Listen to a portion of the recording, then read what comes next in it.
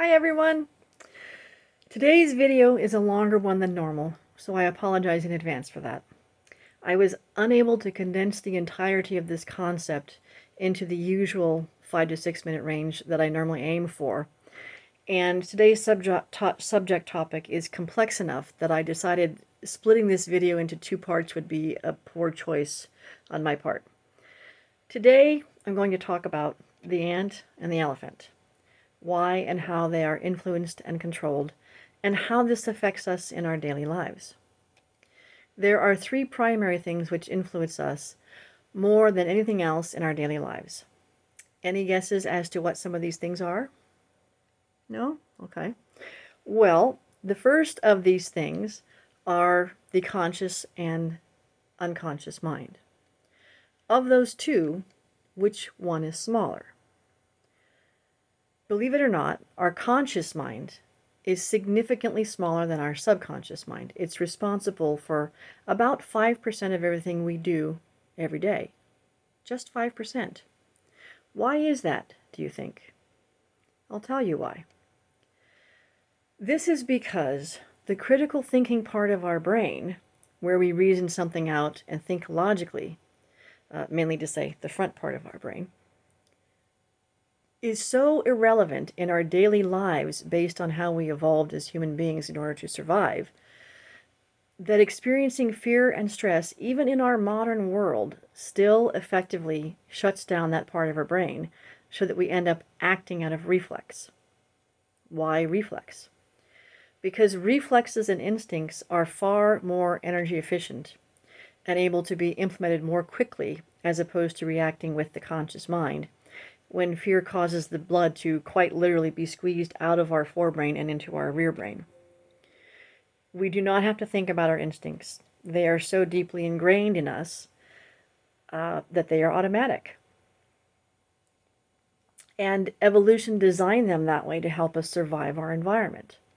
The midbrain and the rear brain control far more of our actions and behaviors than our neocortex does. The neocortex is the very center part of the brain, buried right in the middle. To give you a better idea of the ratio of our conscious to subconscious mind, if our conscious mind is responsible for 5% of running our daily lives, then our unconscious minds are responsible for a whopping 95% of our actions and behaviors every day. That's a huge amount. To put this in better context for a moment, let's pretend that our conscious mind, the 5%, is about the size of an ant. This ant represents our intellectual level and cognitive understanding. He represents our free will, our conscious mind. By the way, his name is Anthony. He's very industrious and quite busy. If you asked him how he was doing, he would say, "I'm okay. I don't care about what other people think of me.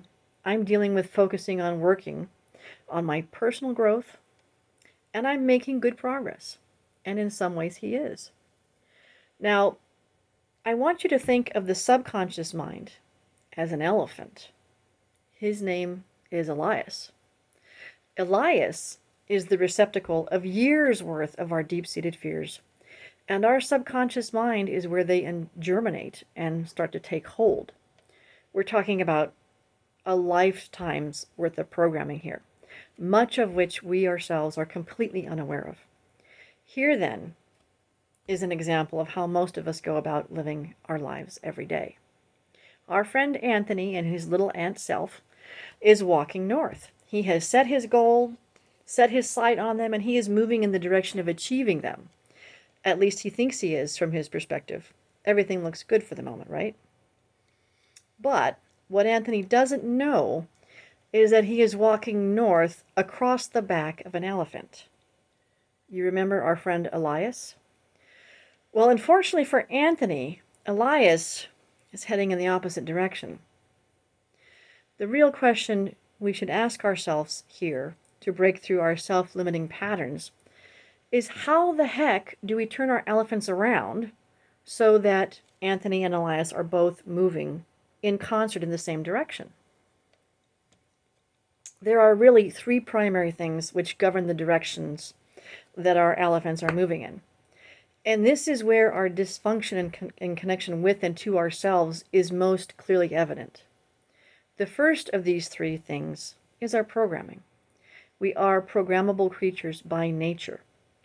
In fact, we are being programmed all the time by everything in our lives. The music we listen to, the movies and TV series we binge watch, the podcasts we consume, our physical environments. You get the idea.